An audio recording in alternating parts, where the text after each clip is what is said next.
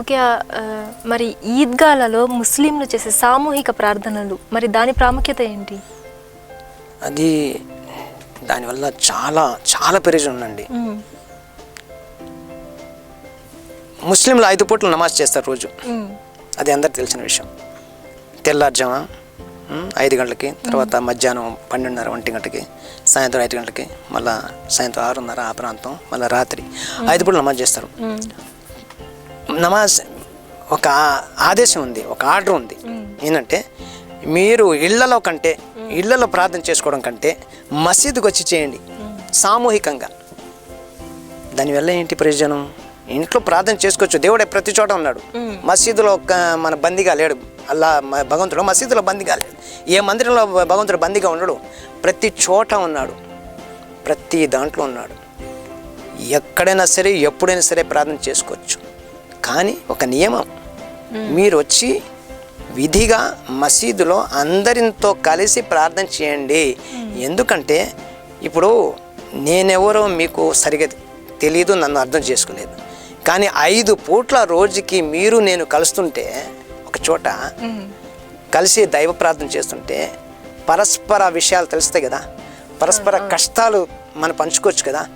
ఎవరు ఏ పరిస్థితులు ఉన్నారు, ఈరోజు చెప్పుకోకపోయినా రెండో రోజు చెప్పుకుంటాడు. 5 పూటలు వచ్చి ఒక చోట చేరుతుంటే ఆ అభిమానం, ఐకమత్యం, కష్టాల్లో పాలు పంచుకోవడం, ఒకరిని అర్థం చేసుకోవడం అనేది తప్పనిసరిగా జరుగుతుంది. ఆ ఉద్దేశంతోనే తప్పనిసరిగా మీరు మసీదుకి వచ్చి ప్రార్థన చేయండి. దానివల్ల మీరు ఇంట్లో చేసే ప్రార్థన కంటే 27 రెట్లు ఎక్కువ పుణ్యం మసీదులో ప్రార్థన చేస్తే లభిస్తుంది అని చెప్పేసి హదీస్ సందేశం ఇస్తుంది.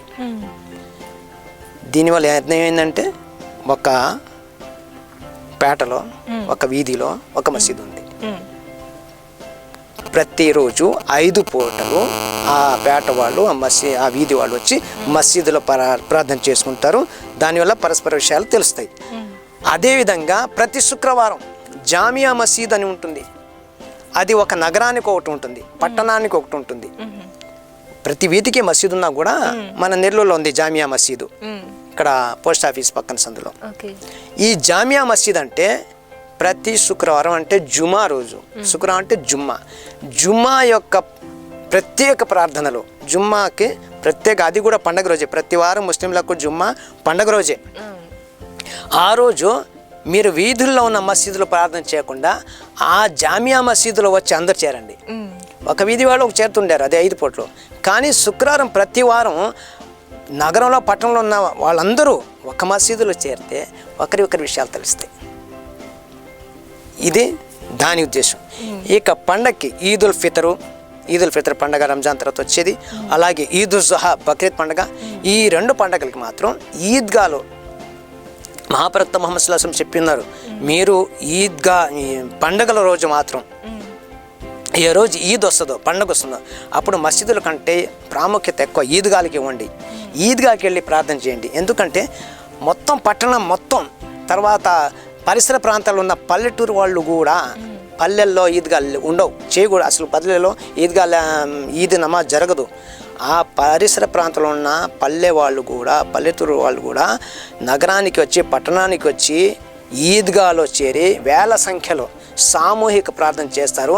దానివల్ల పరస్పర విషయాలు తెలుస్తాయి, ఐకమత్యం అనేది, తన హావభావాలు తెలుసుకుంటారు.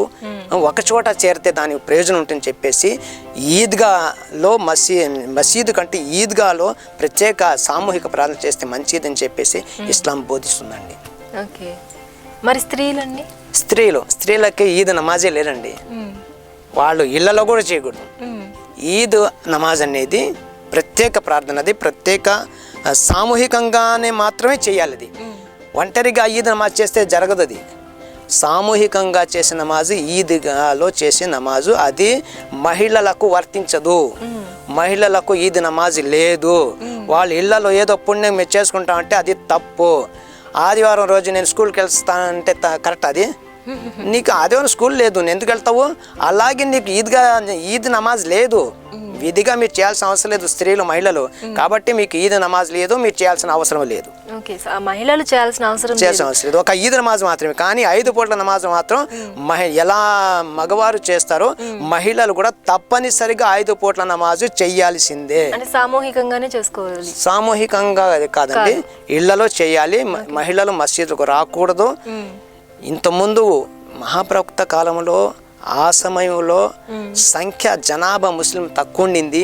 మహిళలు వచ్చేవాళ్ళు, ఒకే మసీదు ఉండేది అప్పుడు మదీనాలో, లేకుంటే 2-3 మసీదులు ఉండేది. అప్పుడు మహిళలు వచ్చేవాళ్ళు. కానీ కాలక్రమేణా ఈ జనాభా ముస్లింల జనాభా పెరిగింది, అలజడి పెరిగింది. రాత్రిపూట వచ్చి మసీదులో ప్రార్థన చేయాలి. అలాంటప్పుడు ఏమైనా అనర్థాలు జరుగుతాయని చెప్పేసి రెండో ఖలీఫా అయిన హజరత్ ఉమర్ ఫారూక్, ఆయన పేరు హజరత్ ఉమర్ ఫారూక్, ఆయన ఇస్లామియా రెండో ఖలీఫా, ఆయన నిషేధించాడు. అయ్యా, స్త్రీలు మహిళలు రావాల్సిన అవసరం లేదు, మీరు మీ ఇళ్లలో చేసుకుంటే అదే మీకు మంచిది చెప్పేసి ఆ రోజు నుంచి మహిళలకు మసీదుకు రావడం అనేది నిషేధం. తర్వాత ఇంకోటి, ఎప్పుడు వాళ్ళకి బహిష్టు అవుతారో ఎప్పుడు తెలియదు కదా, అదొక వీక్నెస్ ఉంది. మహిళ వచ్చింది మసీదుకి, ఆమెకి మెన్సెస్ వచ్చేసింది, టైం వచ్చేసింది, అది మసీదులో అపవిత్రత అవుతుంది. కాబట్టి మహిళలు మసీదుకు రాకుండా చెప్పేసి నిషేధించబడింది. కాబట్టి మసీదుకు రాకూడదు. అయితే 5 పూట్ల నమాజ్ మాత్రం ఖచ్చితంగా విధిగా ఇళ్లలో చేయాల్సిందే, తప్పదు. ఓకే, అంటే మగవాళ్ళు 5 పూట్ల ఎలాగైతే నమాజ్ చేస్తారు మసీదులో, అలాగే ఇళ్లలో మహిళలు ఈ 5 పూట్ల ఖచ్చితంగా చేయాలి. కానీ ఈద్ నమాజ్ చేయాల్సిన అవసరం లేదు. అండ్ మసీదులో కూడా మగవారు అందరూ సామూహికంగా ఇలా నమాజ్ చేస్తూ ఉంటే వాళ్ళ కష్టాలు, ఇతర కష్టాలు తెలుసుకోవడం, పంచుకోవడం, ఇలాంటివన్నీ బాగా జరుగుతాయి. ఓకే అబూబకర్జీ, సో చెప్పండి, ఇంకా తరావీ ఇతికాఫ్, మరి దీనికి అర్థం ఏంటండి?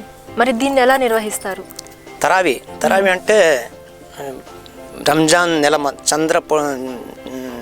నెల పొడుపు కనిపించినప్పటి నుంచి స్టార్ట్ అవుతుందండి తరావీ నమాజు. అంటే ప్రత్యేక ప్రార్థన తరావీ నమాజు. అది చివరి మళ్ళా చంద్రుడు కనిపించిన దాకా, అంతే. నెల అయిపోయిన తర్వాత కొత్త నెల, రాబోయే నెల చంద్రుడు నెలవంక కనిపిస్తుంది, అప్పుడు ముగిచ్చేస్తారు. ఈ 30 రోజులు తరావీ నమాజు రాత్రిపూట జరుగుతుంది. మామూలుగా 5 పూటలు నమాజ్ చేస్తారు కదా, దాంట్లో 5వ పూట అంటే రాత్రి సమయంలో చేసే ప్రార్థన తర్వాత ఇషా నమాజ్ అంటారు. ఇషా నమాజ్ తర్వాత తరావీ నమాజు. అదేంటంటే అందులో మొత్తం ఖురాన్ కంఠస్థు చేసిన హాఫీజే ఖురాన్ అంటారు. ఖురాన్ మొత్తం, ఈ ఖురాన్ యొక్క ప్రాముఖ్యత ఏంటంటే ఎన్నో దైవ గ్రంథాలు ఉన్నాయండి. ఇంజిల్ అంటే బైబుల్, జీసస్ క్రైస్ట్ మీద వచ్చింది. అలాగే తౌరైత్, మోసెస్, హజరత్ మూసా అలైహిస్సలాం పైగంబర్, ఆయన మీద అవతరించింది. అలాగే జబూర్, డేవిడ్, హజరత్ దౌద్ అలైహిస్సలాం, ఆయన మీద అవతరించింది. తర్వాత ఇంకెన్నో మత గ్రంథాలు ఉన్నాయి, వేరే మత గ్రంథాలు ఉన్నాయి, సిక్కులు, హిందువులు, ఎన్నో ఉన్నాయి. కానీ ఖురాన్ యొక్క ప్రత్యేకత ఏంటంటే,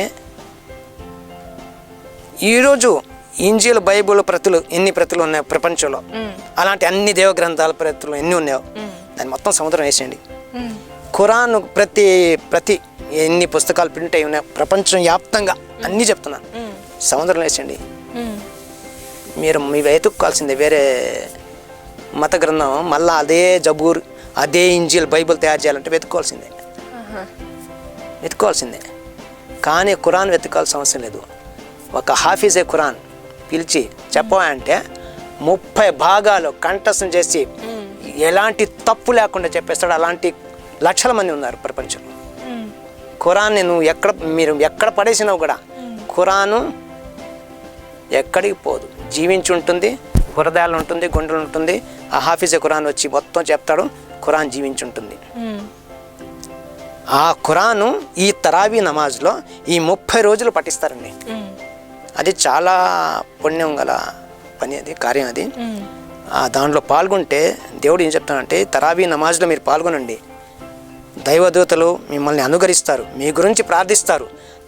మీరు మసీదు నుంచి మసీదుకు వచ్చి ఆ తరావీ నమాజ్ చేసి మీరు తిరిగి ఇళ్ళకు వెళ్తుంటే అప్పుడు మీ పాపాలు ఎలా పోతాయంటే, మీరు ఎంత పరిశుద్ధత సాధిస్తారంటే, ఇప్పుడే తల్లి కడుపులో పుట్టిన బిడ్డ ఎలాంటి పాప లేకుండా ఉంటాడో ఆ విధంగా మీరు భగవంతుడు అలా చేస్తారు, మీరు పరిశుద్ధ చేస్తారు, మీ పాపాలన్నీ హరించి వేస్తారు అని చెప్పేసి చెప్తున్నారు. కాబట్టి తరావీ చాలా ప్రాముఖ్యత ఉంది.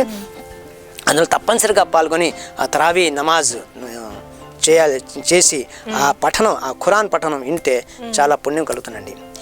తర్వాత ఎతికాఫ్ అంటే రంజాన్ నెల 3 భాగాలుగా విభజించారు. 30 రోజులు అంటే 10 రోజులు మొదటి భాగం, ఇంకో 10 రోజులు రెండో భాగం, లాస్ట్ 10 రోజులు మూడో భాగం. మొదటి 10 రోజులు 10 ఉపవాసాలు, 10 దీక్షలు, దాన్ని రహమత్ అంటారు. అంటే దైవ అనుగ్రహం, దైవ కరుణ. ఆ 10 రోజులు ఆయన విశ్వాసుల మీద ఉంటుంది దైవ కరుణ. రెండో భాగం, ఆ భాగంలో పాపాలు హరించడం, పాపాలు క్షమించడం, క్షమాపణ, దైవ. ఆ రెండో భాగంలో ప్రతి గడియ, ప్రతి నిమిషం 10 లక్షల మంది పాపాత్ములు, వారు నరకానికి అర్హులై ఉన్నారు. ఇంకా వాళ్ళు చచ్చిపోతే ఇక నరకానికి వెళ్ళాల్సిందే, తప్పదు. అలాంటి పాపాలు చేసిన అలాంటి వాళ్ళని ప్రతి గడియ, ప్రతి నిమిషం 10 లక్షల మంది అలాంటి పాపాత్ములు, వాళ్ళు నరకానికి అర్హులైన వారిని ఈ రెండవ భాగంలో క్షమించేస్తాడు భగవంతుడు. అది రంజాన్ యొక్క ప్రత్యేకత. ఓకే, మరికొన్ని విషయాలు తెలుసుకునే ముందు రంజాన్ యొక్క స్పెషల్ ప్రోగ్రాంలో ఒక చిన్న విరామం.